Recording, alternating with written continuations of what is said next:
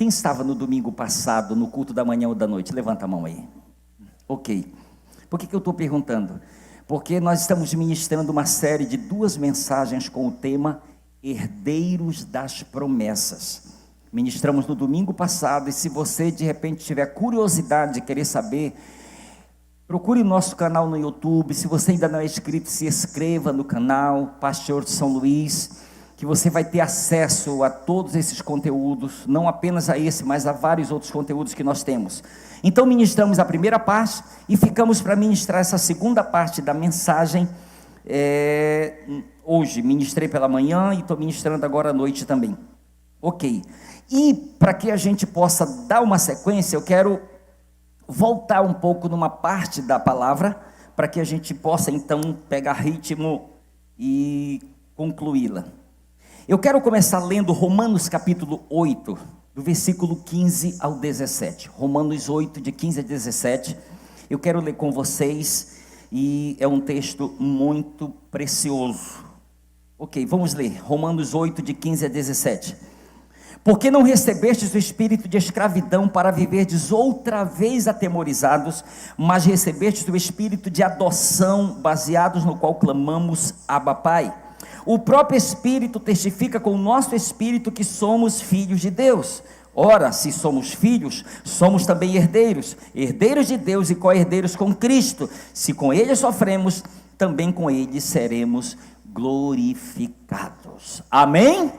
Muito bem, esse texto fez parte da mensagem do domingo passado, mas eu quero destacar aqui 2 palavras.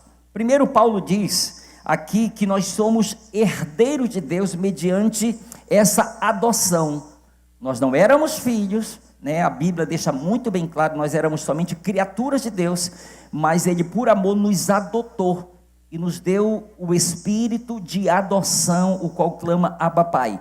Então nós fomos adotados por Ele, e a partir do momento que nos tornamos filhos, Paulo diz que nós nos tornamos também herdeiros de Deus e co-herdeiros com Cristo. A palavra herdeiro significa aquele que recebe um quinhão, herança. No sentido messiânico, é alguém que recebe a parte designada a ele por direito de filiação. Mas Paulo não para por aí. Paulo ele vai além, ele diz que nós somos co-herdeiro com Cristo. E co-herdeiro significa alguém que juntamente com outros obtém uma parte do todo. É um coparticipante. Eu estava falando hoje de manhã que existem vários tipos de casamento, né? Existe casamento com separação de bens, divisão, casamento de comunhão parcial de bens, e existe aquele de comunhão total.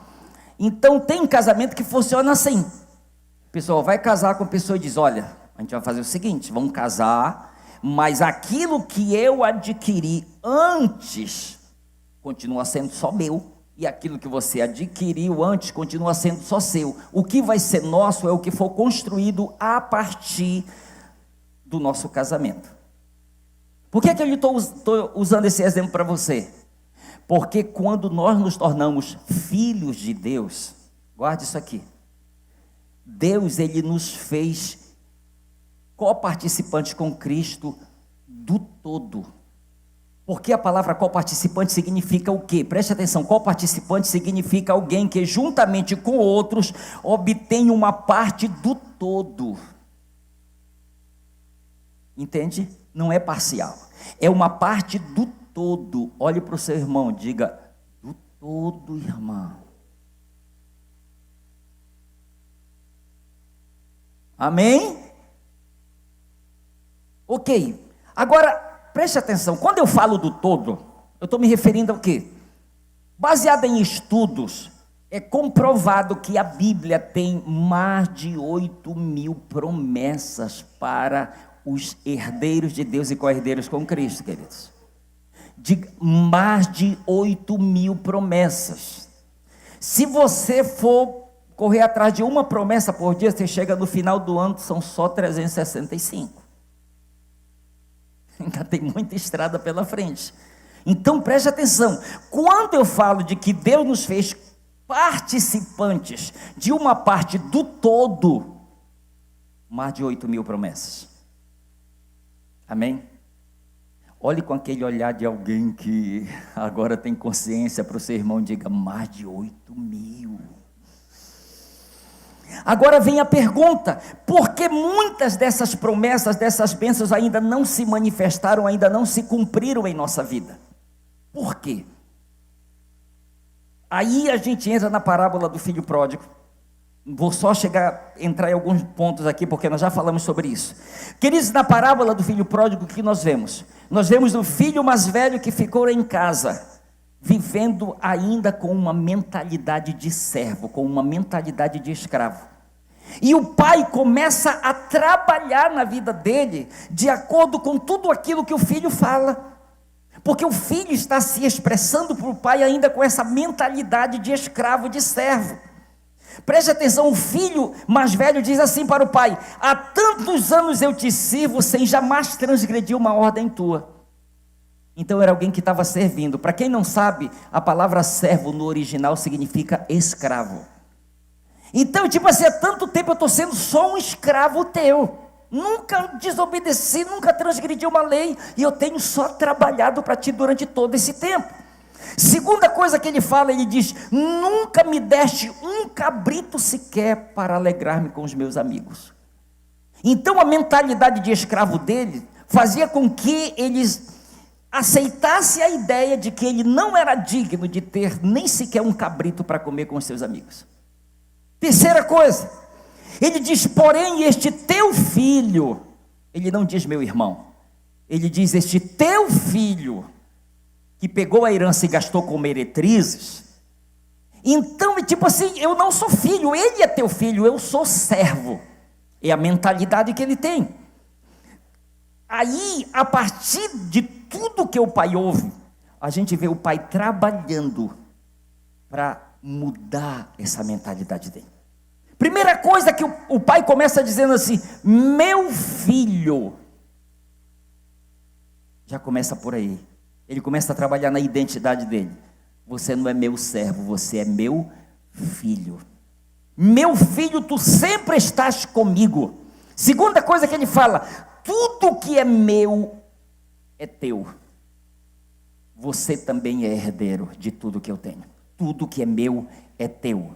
E olha aqui para mim: escravo não tem direito à herança, somente filho. Entende isso? Escravo, vou repetir, não tem direito à herança, somente filho e filha de Deus que tem. Escravo não tem. E o pai deixa claro: tu és meu filho, tudo que é meu é teu. Ele não está se referindo, não está conversando com o escravo, ele está conversando com o filho. E a terceira coisa ele diz: porque se teu irmão estava morto e reviveu, estava perdido e foi achado. Ele está deixando muito claro: eu tenho 2 filhos.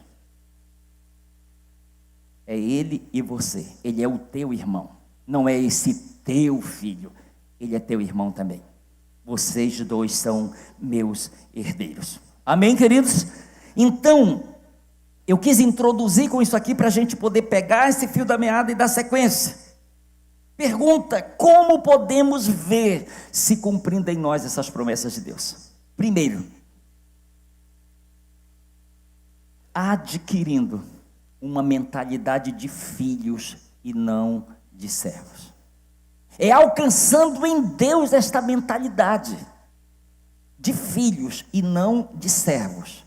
Aí de repente alguém pode dizer: mas pastor, mas Jesus, ele não é meu Senhor? Sim, mas entenda uma coisa que eu quero lhe dizer aqui: todo filho, ele vai ter prazer em servir seu pai. Entende? Mas nem todo servo tem esse entendimento de que ele é filho.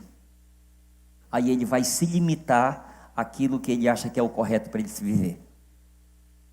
Então, em primeiro lugar, como nós podemos ver se cumprindo em nós essas promessas de Deus? Primeiro, adquirindo uma mentalidade de filhos e não de servos. Segundo, é escolhendo cooperar com o nosso papai do céu.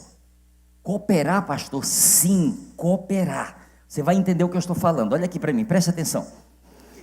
Por que uma jornada do Egito até Canaã, que era para durar cerca de 11, no máximo 12 dias, durou 40 anos. Por quê? Pare para você pensar comigo. Era para durar, queridos, no máximo 11, 12 dias de uma jornada para chegar em Canaã. E lembre-se, Canaã era o que? A terra prometida, promessa. Mas uma jornada que era para durar poucos dias, durou muitos anos. E a pergunta é, por quê? Quem nunca ouviu aquela famosa frase, sua bênção não está demorando, se ela ainda não chegou, é porque Deus está caprichando. Rima, né? Fica legal, né? Quem já viu essa frase alguma vez? Né? A sua bênção não está demorando. Se ela não chegou, é porque Deus está caprichando. Deixa eu lhe falar. Não. Deus não está caprichando, não.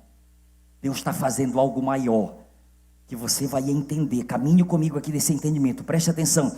Eu quero usar um exemplo com você dos filhos de Israel, antes deles chegarem na terra prometida.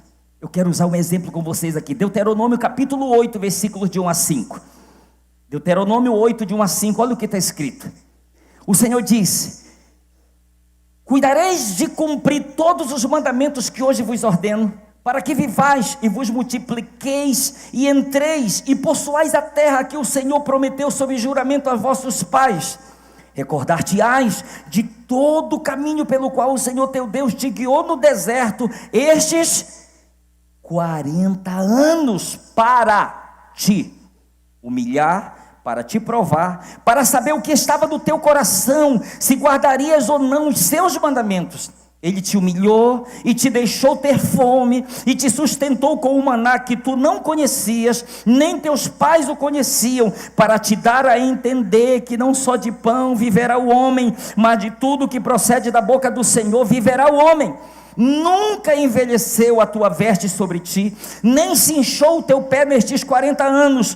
Sabe, pois, no teu coração que, como um homem disciplina seu filho, assim te disciplina o Senhor teu Deus.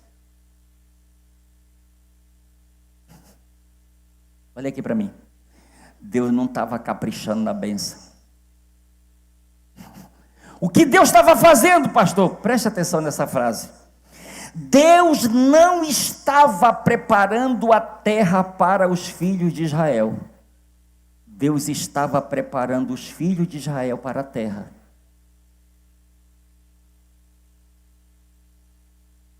Daqui a pouco eu vou ver com você, você vai perceber que a terra já estava pronta. Mas eles ainda não. Aí Deus diz: eu te humilhei, eu te provei, eu te fiz saber que nem só de pão o homem viverá, eu te disciplinei. Entende? O que Deus estava fazendo nesse tempo todo? Preparando o povo para entrar na terra. Então eu quero que você entenda, está demorando, Deus está caprichando? Não. Deus está caprichando na obra dele aqui. Estão caminhando comigo aí?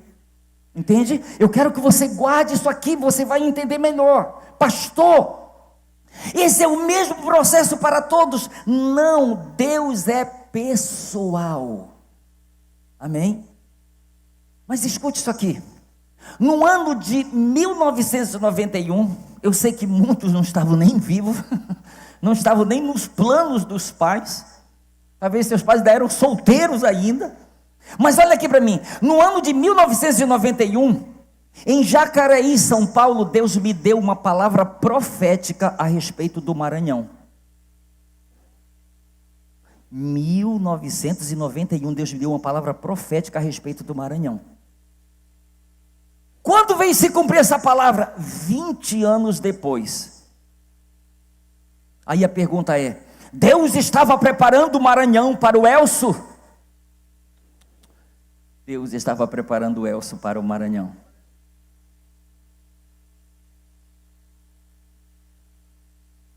Aí quando a gente ouve isso, diz: meu Deus, será que é por isso que aquela bênção ainda não chegou? Será que é por isso que aquilo que eu estou buscando, estou pedindo, ainda não se manifestou? Será que Deus ainda não terminou de preparar? A bênção já, a minha vida ainda não.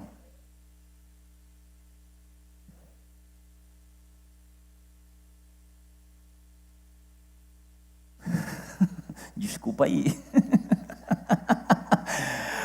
Quem está me entendendo aqui, gente? Olha aqui para mim: pastor, Deus mudou de ideia com relação às 8.000 promessas? Não. As 8.000 promessas continuam sendo para os herdeiros de Deus e co-herdeiros com Cristo. Amém?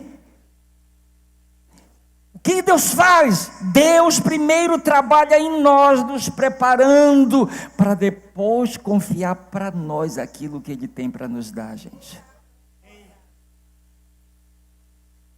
Entende? Deus, Ele nos prepara para aquilo que Ele já preparou de antemão para nos entregar. Vamos ser bem honestos? Nós ainda não estamos prontos para receber muita coisa que Deus tem para nos dar. Você entende? Você vai parar e refletir: pastor, mas eu tenho sido abençoado. Eu também. Mas será que é só isso que Deus tem para nos dar? Será que Deus não tem coisas maiores? Será que as promessas deles, elas continuam valendo para os seus herdeiros e co-herdeiros? Sim. Mas seja honesto comigo que tem coisas que Deus tem para nos dar, mas Ele ainda está segurando. Ele não está caprichando na promessa, na bênção. Ele está segurando, porque talvez eu e você, nós ainda não estamos prontos para receber aquilo que Ele tem para nos dar. Continua sendo herdeiro, mas existe esse detalhe: pastor, essa é a única maneira ou forma de Deus agir? Diga comigo: não. Diga bem forte: não. Escute, Deus tem outras formas e maneiras, mas preste atenção: mas para o nosso próprio bem, deveremos considerá-la como se fosse a única forma dele agir. Ou seja, dele primeiro nos preparar para depois nos dar aquilo que Ele tem para nós. Por quê? Porque se Ele fizer de outra forma, nós corremos um grande risco. Qual é, pastor? Eu vou usar um exemplo da Bíblia para você entender o que eu estou falando. Êxodo capítulo 32, versículos de 1 a 4. Mas, vendo o povo que Moisés tardava em descer do monte, acercou-se de Arão e lhe disse: levanta-te, faze-nos deuses que vão adiante de nós, pois quanto a este Moisés, o homem que nos tirou do Egito, não sabemos o que lhe terá sucedido. Disse-lhe Arão: tirai as argolas de ouro das orelhas de vossas mulheres, vossos filhos e vossas filhas, e trazei-mas. Então todo o povo tirou das orelhas as argolas e as trouxe a Arão. Este, recebendo-as das suas mãos, trabalhou o ouro com buril e fez dele um bezerro fundido. Então disseram: são estes, ó Israel, os teus deuses que te tiraram da terra do Egito. Olha aqui para mim. O povo de Israel era escravo no Egito. A pergunta é: de onde eles conseguiram o ouro para dar para Arão construir aquele bezerro? Porque escravo, se o escravo tivesse condições, ele comprava-se a si mesmo, comprava a sua libertação. De onde os escravos tiraram ouro para dar para Arão construir o bezerro? Vamos para a palavra. Gênesis capítulo 15, versículos de 12 a 14, me acompanha aí. Ao pôr do sol, caiu profundo sono sobre Abrão, e grande pavor e cerradas trevas o acometeram. Então lhe foi dito: sabe com certeza que a tua posteridade será peregrina em terra alheia, e será reduzida à escravidão, será afligida por 400 anos, mas também eu julgarei a gente a quem tem de sujeitar-se. E depois, por favor, repita essa frase comigo: e depois sairão com grandes riquezas. Salmo 105, versículo 37. Então fez sair o seu povo com prata e ouro, e entre as suas tribos não havia um só inválido. Em outras versões está escrito assim: que saiu cheio de prata e ouro, e eles levaram consigo prata e ouro. Retirou os israelitas com prata e ouro, mas a eles os fez sair com prata e ouro. Escute o que eu quero lhe dizer aqui. Deus, por graça e misericórdia, não deixou os filhos de Israel saírem do Egito de mãos vazias. Ele os abençoou com prata e ouro. Eles eram escravos, lembre-se disso, não tinham. Deus, por graça e misericórdia, não os deixou sair de mãos vazias. Deus os abençoou com prata e ouro. É isso que a palavra nos diz. Deixa eu te dar um exemplo aqui. Eles pegam, vou só concluir isso aqui. Eles pegam o ouro, que foi a bênção, e dão para Arão fazer o bezerro. Aí a minha pergunta é: eles estavam prontos para receber aquela bênção? O filho pródigo estava pronto para receber a sua herança? Não. Ele recebeu de seu pai e logo depois se desviou. Recebeu do pai e logo depois se desviou. Ele não estava pronto para receber a sua herança, assim como os filhos de Israel não estavam prontos para receber aquela prata e ouro. Mas por que Deus deu, pastor? Por graça e misericórdia. Porque Ele não queria ver-os saindo de mãos vazias. Ele pega e Ele faz isso, por graça e misericórdia, Ele os abençoa. Aí você pode me perguntar: pastor, por que Deus age desse jeito? Porque Deus nos ama tanto e Ele não quer nos perder. Guarde isso. Deus nos ama tanto. Você diz: pai, por que o Senhor ainda não me deu isso? É porque eu te amo tanto e eu não quero te perder. Eu não quero te perder. Entende? Isso é muito importante, muito sério. Olha o que está escrito em Provérbios capítulo 20, versículo 21. O filho revoltado, que exige do pai uma parte da herança antes da hora certa, não será abençoado no final. Diga misericórdia. Diga: existe a hora certa. Amém? Existe a hora certa, existe o tempo certo. Eu vou repetir: o filho revoltado que exige do pai uma parte da herança antes da hora certa não será abençoado no final. Olha aqui para mim. O pai do filho pródigo estava morto ou vivo quando o filho pegou a herança? Mas a partir de que momento o herdeiro tem direito ao testamento? Então, no coração daquele filho, aquele pai já tinha morrido. Entende? No coração daquele filho, seu pai já tinha morrido. O que me interessa é só o que você tem nas mãos.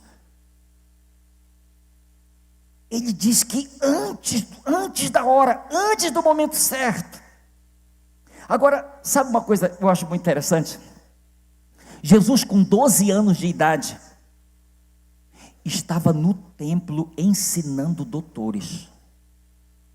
Diga assim: uau! Mas ele começou o ministério dele só com 30 anos de idade. Rapaz, se alguém visse ensinando ele no templo com 12 anos, meu Deus do céu, esse homem vai ser meu pastor. Eu vou pagar um salário bem alto para ele pastorear a minha igreja. Olha quanta eloquência, quanta sabedoria, quanto conhecimento. Mas ele começa o ministério só com 30 anos de idade. Por quê? Porque existe o tempo de Deus para todas as coisas. Entende? Lucas capítulo 1, versículo 80 está escrito a respeito de João Batista. E o menino crescia e se fortalecia nos desertos, até o dia em que haveria de se manifestar para Israel. Dizem que o ministério de João Batista durou somente cerca de 6 meses. Aí imagina, se Jesus começa o ministério com 30 anos, o João Batista o batiza, o João Batista devia ter no mínimo 31, 32, 30 e lá não sei quanto. A mais que ele. Perdão, era diferença de meses, era só de meses. Mas ele tinha essa mesma idade, então ele passa todo esse tempo no deserto fazendo o quê? Porque deserto não dá ibope. Não é não? Deserto não dá ibope. Mas está escrito que ele crescia e se fortalecia nos desertos, até o dia em que ele haveria de se manifestar para Israel. E imagine o tamanho do ministério, como foi tremendo. Preste atenção nesta frase que o Espírito Santo ministrou muito forte ao meu coração. Enquanto não entenderes o tamanho do amor que Deus Pai tem por ti, terás dificuldade em aceitar de coração um não como resposta. Vou repetir. Enquanto não entenderes o tamanho do amor que Deus Pai tem por ti, terás dificuldade em aceitar de coração um não como resposta. Mas se eu entender que até o não é por amor, a murmuração ela vai diminuir, a gratidão ela vai se tornar mais forte. Por que que Deus ainda não deu? Ele está preparando, caprichando na bênção. Não, Ele está me preparando porque Ele não quer me perder. Porque Ele quer que eu continue sendo aquilo que eu sou sem a bênção. Você entende? Sem a bênção eu sou isso. Depois que recebe a bênção muda. Imagina dizendo, não, se eu der agora eu vou perdê-los. Ainda estão comigo? Segundo, como podemos cooperar com Ele? Aprendendo a administrar com fidelidade o pouco, queridos. Aprendendo a administrar com fidelidade o pouco.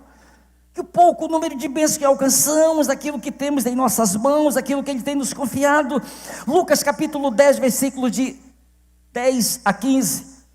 Quem é fiel no pouco também é fiel no muito, e quem é desonesto no pouco também é desonesto no muito. Assim, se vocês não forem dignos de confiança em lidar com as riquezas deste mundo ímpio, quem confiará as verdadeiras riquezas a vocês? E se vocês não forem dignos de confiança em relação ao que é dos outros, quem lhes dará o que é de vocês? Nenhum servo pode servir a 2 senhores, pois odiará um e amará o outro, ou se dedicará a um e desprezará o outro. Vocês não podem servir a Deus e ao dinheiro.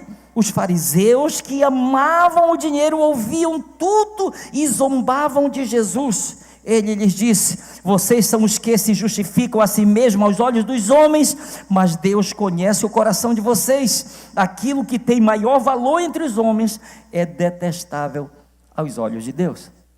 Queridos, o nosso Deus é um Deus de princípios, amém? E aqui nesse texto é mencionado o princípio da fidelidade. Fidelidade, ele diz, no pouco. Fidelidade do que é a lei. E fidelidade, ele diz, das riquezas deste mundo ímpio. Então há esse princípio estabelecido aqui.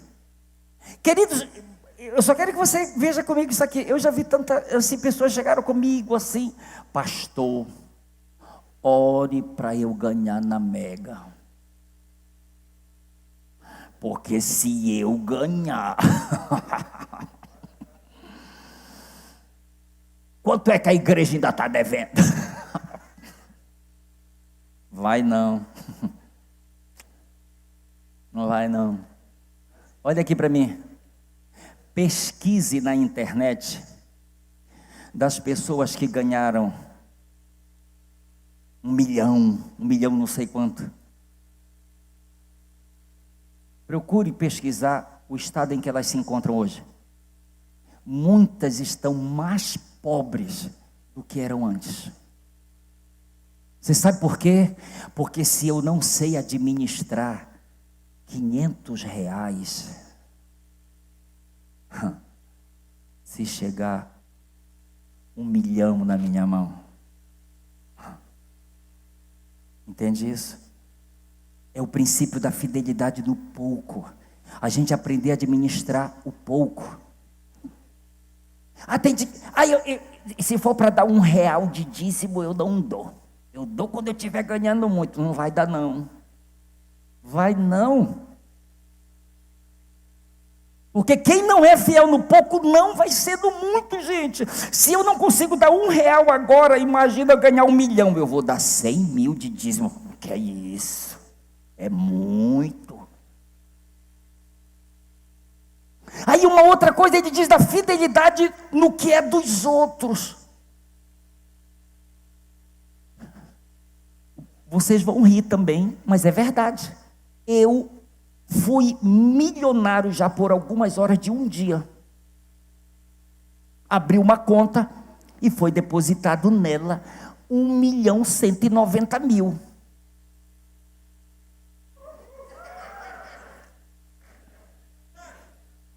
Porém, todavia, entretanto, não era meu. Aí você sabe o que tem acontecido? Igual como aconteceu numa igreja, não sei onde foi, o pastor com as ovelhas decidiram apostar um dinheiro da igreja numa dessas loterias aí. Apostou, ganharam. O pastor fugiu com o dinheiro, gente.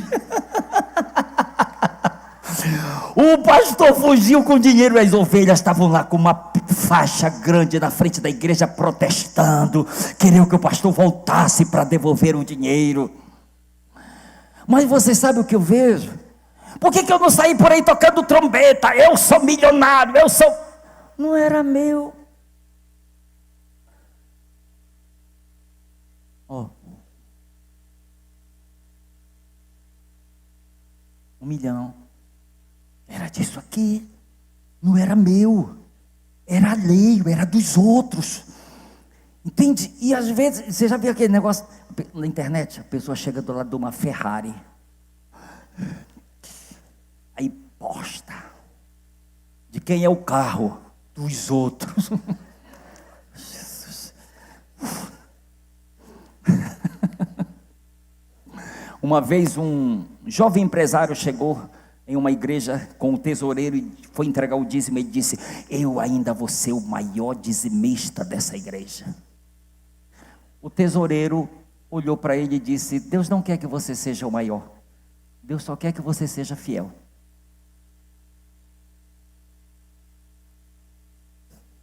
Amém? E se eu não me tornar o maior, eu lhe garanto que não vai ter uma disputa lá no céu. Quem era o maior dizimista? Vem cá, você na frente. Era muito pouco, fica para lá. Né? Não existe isso. Agora preste atenção que Jesus falou, Lucas 12:15. Jesus declarou e continuou dizendo a todos: prestem atenção, tenham muito cuidado com todo tipo de avareza, porque a verdadeira vida de uma pessoa não depende das coisas que ela tem, mesmo que sejam muitas. Mesmo que sejam muitas. Mas deixa eu lhe dizer, quando o pouco se torna muito e estiver debaixo de um princípio de fidelidade, aquela pessoa não vai se corromper. Porque ela sabe de onde ela veio, ela sabe como ela começou. Entende? Agora alguém que não tem nada, de repente tem tudo, aí arrebenta, meu irmão.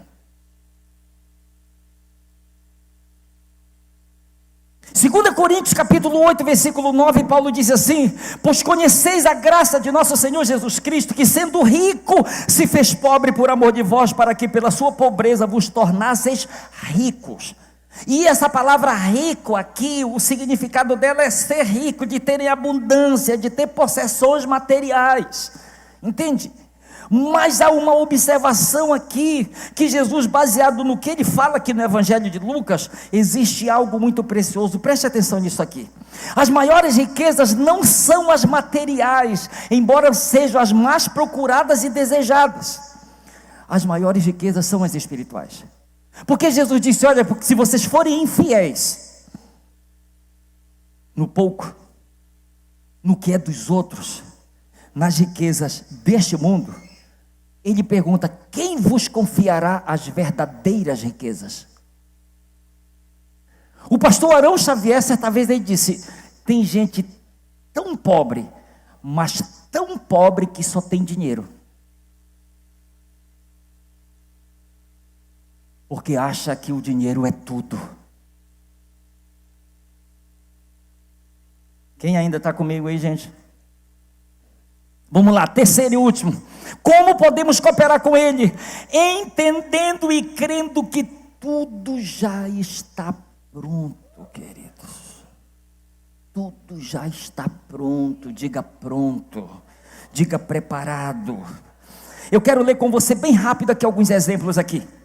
Êxodo capítulo 3, versículos 7 e 8. Vá prestando atenção aí. Disse ainda o Senhor: certamente vi a aflição do meu povo que está no Egito, e ouvi o seu clamor por causa dos seus exatores. Conheço-lhe o sofrimento, por isso desci a fim de livrá-los da mão dos egípcios, e para fazê-los subir daquela terra a uma terra boa e ampla, terra que mana leite e mel, o lugar do cananeu, do eteu, do amorreu, do ferezeu, do eveu, do jebuseu. Ele, preste atenção, ele está dizendo: estou levando eles para uma terra boa, ampla, farta, terra que manda leite e mel. Diga: a terra já estava pronta. Deuteronômio capítulo 6, versículos de 10 a 12. Havendo-te, pois, o Senhor teu Deus introduzido na terra que sob juramento prometeu a teus pais, Abraão, Isaque e Jacó,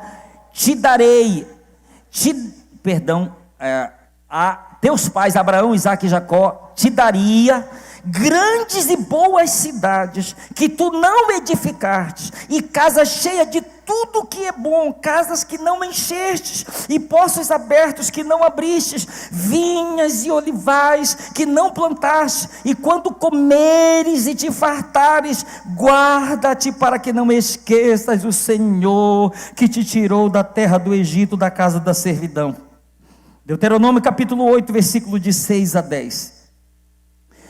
Guarda os mandamentos do Senhor teu Deus, para andares nos seus caminhos e o temeres, porque o Senhor teu Deus, te faz entrar numa boa terra, terra de ribeiros de águas, de fontes de mananciais profundos que saem dos vales e das montanhas, terra de trigo e cevada, de vides, figueiras e romeiras, terra de oliveiras, de azeite e mel, terra em que comerás o pão sem escassez, e nada te faltará nela, terra cujas pedras são ferro, e cujos montes cavarás o cobre. Comerás e te fartarás, e louvarás o Senhor teu Deus pela boa terra que te deu. Você entende? A terra já estava pronta. A terra já estava pronta, gente. Pastor, se Deus introduzisse eles dentro dos 11, 12 dias, já estava pronta. Já estava preparada. Agora eu quero trazer algo assim para nossas vidas. 1 Coríntios capítulo 2, versículos 9 e 10. Me acompanhe. Mas como está escrito: nem olhos viram, nem ouvidos ouviram, nem jamais penetrou em coração humano o que Deus tem preparado para aqueles que o amam. Mas Deus nulo revelou pelo Espírito, porque o Espírito a todas as coisas prescruta, até mesmo as profundezas de Deus. Olha aqui para mim. Paulo diz: nem ouvidos ouviram, nem ouvidos ouviram, nem olhos viram, nem ouvidos ouviram, nem jamais penetrou em coração humano o que Deus tem preparado. Não é o que Deus vai preparar, é o que Deus já tem preparado. E a palavra aqui no grego, eu vou lhe dizer qual é. Preparado no grego, a palavra é etoimazo, que significa tornar pronto, fazer as preparações necessárias, deixar tudo pronto. Deixar tudo pronto. E a metáfora usada aqui Ela é originária do costume oriental de enviar, antes dos reis em suas viagens, pessoas para nivelar as estradas e torná-las transitáveis. Você entende? O rei vai com a sua comitiva para tal lugar, a sua carruagem. Pessoas eram enviadas na frente para preparar a estrada. E quando ele passasse, tudo já estava preparado para ele passar. Você entende? Então, quando Paulo diz: nem olhos viram, nem ouvidos ouviram, nem jamais penetrou em coração humano, é o que Deus tem preparado para aqueles que o amam. Ou seja, Deus já nivelou a estrada, Deus já preparou de antemão. As promessas deles estão válidas para os nossos dias. Posso ouvir um amém seu? Agora olha aqui para mim. Quem sabe quando este prédio aqui, em que ano este prédio aqui foi construído? Quem sabe? Bem aqui, ok. Você sabe quando esse prédio foi construído? Esse prédio aqui foi construído em 2013. Você sabe quando nós chegamos para cá para iniciar essa obra? 2013. Porém, Deus só nos entregou esse prédio em 2020. Por quê? O prédio ainda estava sendo preparado? Não, o prédio foi inaugurado em 2013. Deus estava nos preparando para o prédio. Você entende a coisa? Deus ainda não nos mandou para lá, não nos deu, porque ainda estão preparando. Não! O lugar já estava preparado em 2013, mas só em 2020 Deus liberou. Porque existia um tempo de preparo para nós recebermos. Imagina, a gente sai lá da garagem, do Residencial Pinheiros, e vem para o antigo prédio da Casa Branca. Onde é a igreja de vocês? Aí Deus olha para o Elcio e diz: Rua da Palha, menos. menos. Então Deus vai trabalhando, queridos. Olha aqui para mim. Quando José tinha 17 anos de idade, Deus lhe deu 2 sonhos, mostrando que ele iria se tornar governador do Egito. 13 anos se passaram. Ele só sentou no trono com 30 anos de idade. E Deus estava fazendo esse tempo? Preparando o Egito? Não, preparando José para ser governador do Egito. Amém?